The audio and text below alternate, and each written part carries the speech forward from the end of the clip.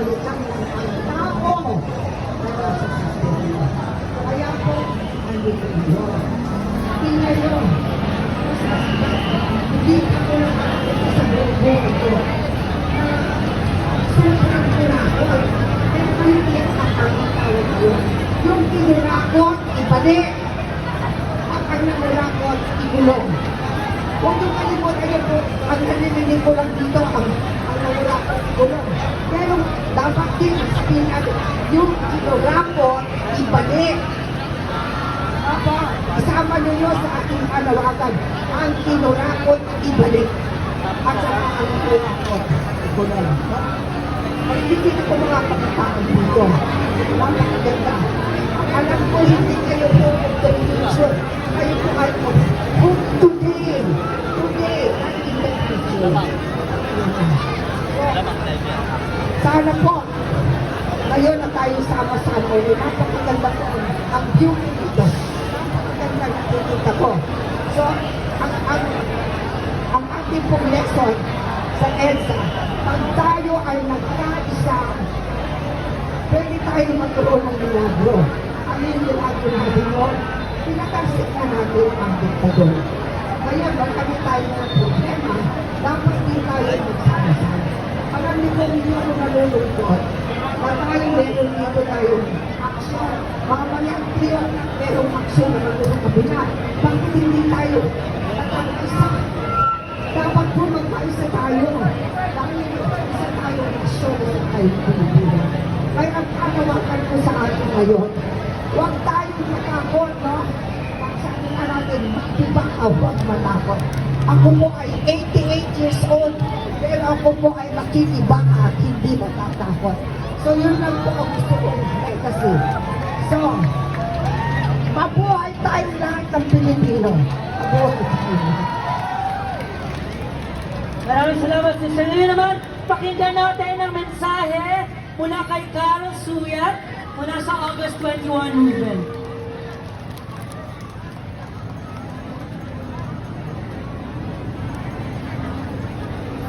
Makibaka! Huwag matakot! Ang tao, ang bayan, Ngayon ay lumalaban! ngayon ay lumalaban! Ang tao, ang bayan, Lahat ng sangkot dapat managot! dapat managot. Lahat ng sangkot! Hello? Marcos singilin! Duterte panagutin! Mga kababayan, mga kasama, ngayon po kahit sa gitna ng tirik na araw, muli tayong bumabalik sa panulukan ng Ortigas at EDSA dahil 40 taon na po simula ng sama-samang pinatalsik ng taong bayan ang isang diktador. Pero mga kapasama, mga kababayan, ang diktador na pinatalsik ng EDSA People Power ay diktador na may pangalan, si Ferdinand Marcos Sr. At ano ang sabi ng mamamayan noong EDSA 1? Si Marcos at ang kanyang pamilya, ang kanyang gobyerno, magnanakaw. Si Marcos magnanakaw, si Marcos mamamatay tao, si Marcos mandaraya ng boto, si Marcos mandaragit ng karapatan ng mamamayan, kaya kinailangan siyang patalsikin. Ngayon po, 4 na dekada na simula ng pinatalsik ng EDSA People Power ang diktadurang Marcos. Nandito ulit tayo sa panulungan ng EDSA Ortigas. Bakit? Dahil nagpapatuloy yung problemang sinubukan nating harapin at solusyonan ng panahon ng People Power. Nagpapatuloy ang kahirapan, nagpapatuloy ang korupsyon, nagpapatuloy ang pang-aabuso sa karapatang pantao at sa kapangyarihan ng mga iilang nasa pwesto. May tanong po ako sa inyo ngayong hapon. Sinasabi natin lahat ng sangkot dapat managot. Sinasabi natin dapat lahat singilin. Sino po ang dapat nating singilin ngayong araw? Sino?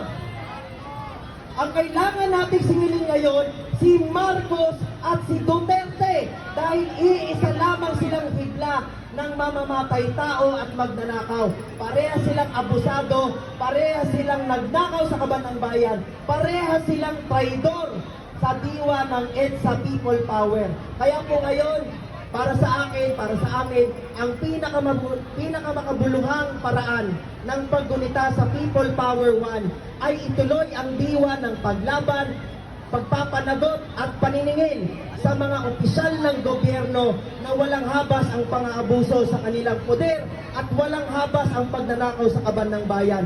Huwag na nating itanggi, huwag na nating ikuble. Kailangan singilin, kailangan panagutin. Parehas si Marcos at si Duterte. No ifs, no buts. Marcos, Duterte, parehong singilin at panagutin. Maraming salamat po. Ayan, maraming salamat Don. Sinabi na ng mga previous speakers natin mga kasama, ang People Power now ay nagpapatuloy hanggang ngayon. Dahil nga, nagpapatuloy pa rin ang katiwalian, nagpapatuloy ang pang-aabuso sa mamamayan. Kaya, ngayong araw, hindi lang ang mga senior citizen ang kasama natin sa pagkiliwag ng dinalaga kundi ang mga kabayanan.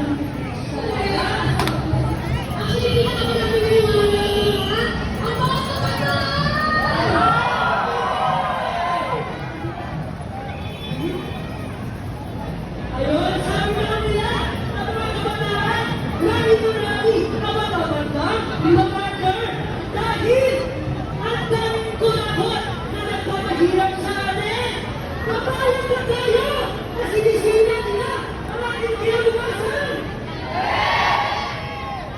Ayan, kaya ating tawagan ang susunod na magsalita mula sa kasiyan ng mga kabataan, si Vigo mula sa Hibang Piname.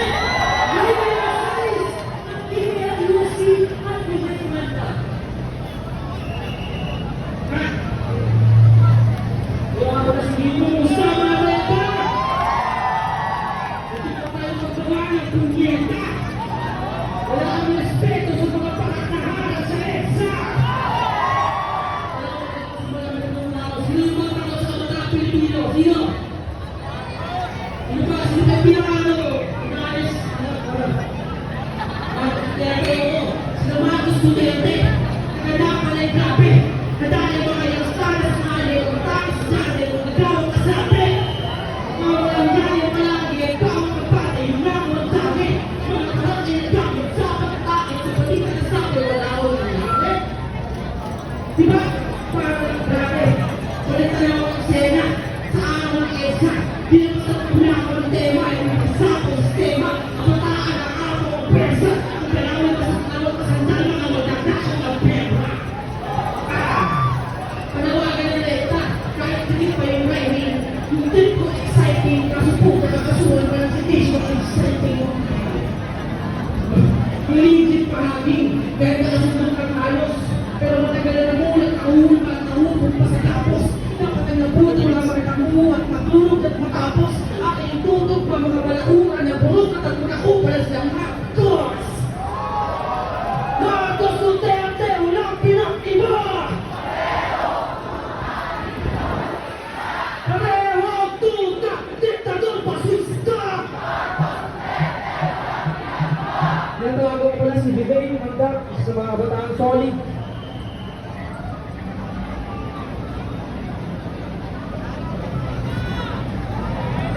Magandang hapon po sa lahat ng